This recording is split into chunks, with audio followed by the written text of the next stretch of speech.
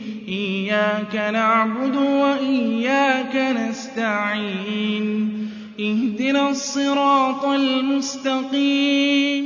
آج ہم سورۃ الاعراف کے مضامین پر گفتگو کریں گے۔ ہم نے بتایا تھا کہ پچھلی سورۃ الانعام ایک مکی سورت تھی، اور یہ سورت بھی ایک مکی سورت ہے، الاعراف۔ اور اس سورت کے 8 پیراگراف ہیں، ایک ابتدائیہ ہے، ایک اختتامیہ ہے، درمیان میں 6 قوموں کے حالات بیان کیے گئے۔ سب سے پہلے بتایا گیا کہ 3500 قبل مسیح میں حضرت نوح علیہ السلام کی قوم کی ہلاکت ہوئی،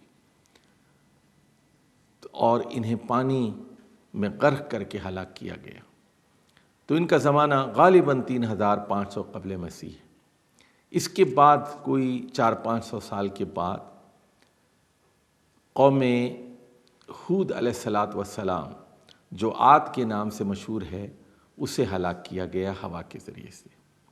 اور اس کے بعد قوم سمود کو ہلاک کیا گیا 400-500 سال کے بعد۔ ان کو کئی طریقے سے ملٹیپل مینز کے ذریعے سے ہلاک کیا گیا۔ پھر اس کے بعد قوم لوط علیہ السلام کو ہلاک کیا گیا، اور اس کے بعد قوم شعیب کو ہلاک کیا گیا، اور پھر فرعون اور اس کے ساتھیوں کو اور اس کی فوجوں کو پانی میں غرق کیا گیا۔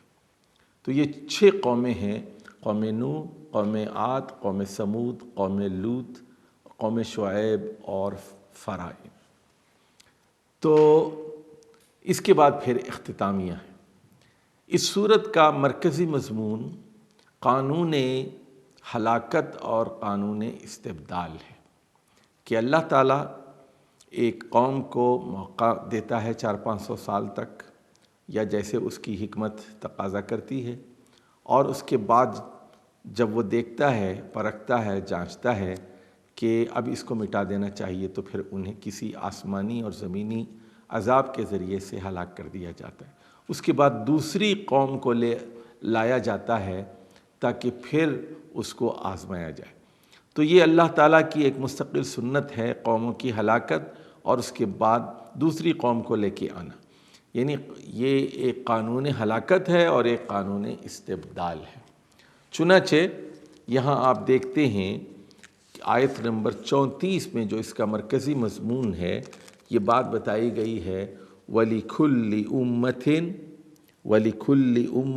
أَجَلٌ فَإِذَا جَاءَ أَجَلُهُمْ لَا يَسْتَأْخِرُونَ سَاعَةً وَلَا يَسْتَقْدِمُونَ۔ ہر امت کے لیے ایک اجل ہے۔ ذرا نکتہ غور فرمائیے، یہاں ہر فرد کے لیے بھی ایک وقت مقرر ہے موت کا، بعینہ، بالکل اسی طرح قوموں کے لیے بھی موت کا ایک وقت مقرر ہے، اور ان کی جب مہلت عمل ختم ہو جاتی ہے انہیں ہلاک کر دیا جاتا ہے، اور دوسری قوم کو میدان میں لا کر اس سے جانچا اور پرکھا جاتا ہے کہ وہ اللہ تعالیٰ کے مطالبات کو پورا کرتی ہے یا نہیں کرتی۔ سورۃ الاعراف کا زمانِ نزول بھی رسول اللہ صلی اللہ علیہ وسلم کے قیام مکہ کا آخری دور ہے، اور غالباً یہ سورت بھی سورۃ الانعام کے ساتھ 12 نبوی یا 13 نبوی میں نازل ہوئی ہے۔ سورۃ الانعام میں قوموں کی ہلاکت کا اجمالی ذکر تھا، یہاں پر تفصیل سے 6 قوموں کی ہلاکت بیان کی گئی ہے۔ اب آ جائیے اس کے چند اہم مضامین اور اہم واقعات کا ہم جائزہ لیتے ہیں۔ سورۃ الاعراف کے پہلے حصے میں جو تمہیدی حصہ ہے، آدم علیہ السلام اور ابلیس کی کشمکش کی داستان تفصیل سے رقم کی گئی ہے، اور یہ بتایا گیا ہے کہ تکبر نے ابلیس کو تباہ کیا۔ وہ اپنے آپ کو حضرت انسان سے زیادہ بہتر سمجھتا تھا۔ وہ یہ کہتا تھا: انا خیر منہ خلقتنی من نار وخلقتہ من طین۔ ابلیس کے طریقۂ واردات کی وضاحت کی گئی کہ وہ وسوسوں سے کام لیتا ہے، دلوں میں تشکیک کے بیج بوتا ہے، اور پھر یہ کہ بے شرمی، بے لباسی اور عریانی پر لوگوں کو اکساتا ہے۔ فوسوس لہما الشیطان، چنانچہ شیطان نے آدم اور حوا دونوں کے دل میں وسوسہ پیدا کیا۔ لیبدی لہما ما وری عنہما من سوآتہما، اور اس کا نتیجہ یہ نکلا کہ ان کی شرمگاہیں ایک دوسرے کے لیے کھل گئیں، اور انہوں نے ابلیس کی ترغیب میں آ کر اپنے آپ کو یہاں تک پہنچایا۔ اچھا، دوسرا جو مسئلہ یہاں سمجھنے والا ہے کہ ابلیس انسانوں کو دھوکہ دیتا ہے، اور دھوکہ دینے کا طریقہ کار یہ ہے کہ وہ وعدے کرتا ہے اور آرزوؤں میں الجھاتا ہے، اور نیک نیتی کے ساتھ یہ مشورہ وہ دے رہا ہے، یہ باور کرنے کی کوشش کرتا ہے۔ وہ یہ کہتا ہے کہ میں تمہارا خیر خواہ ہوں، میں تمہارا ناصح ہوں، میں تمہارا بے خواہ ہوں، میں تمہاری بھلائی کے لیے سارے کام کر رہا ہوں۔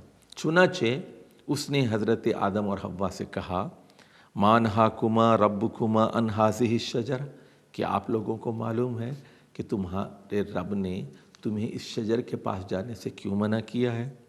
الا ان تکونا ملکین، دیکھو اس کی کوئی اور وجہ نہیں ہے مگر یہ کہ تم دونوں فرشتے بن جاؤ گے، اس لیے اللہ تعالیٰ نے تم کو روکا ہے۔